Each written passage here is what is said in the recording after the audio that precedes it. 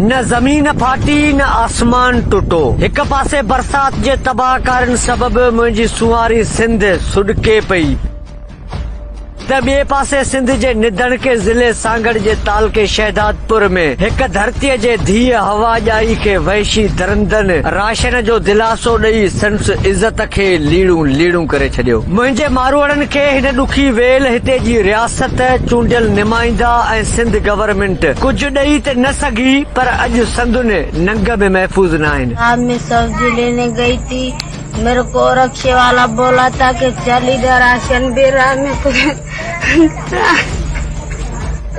मेरे को बोले थे गाड़ी में बैठ, में तुझे राशन दिला के दे रहा हूँ। उधर भी राशन में मैंने बेटा गाड़ी में, फिर मेरे से जोरी जबरदस्ती किए, मुझे जहर खिलाया और खालद नशा कुछ भी था, मुझे पानी दिए थे।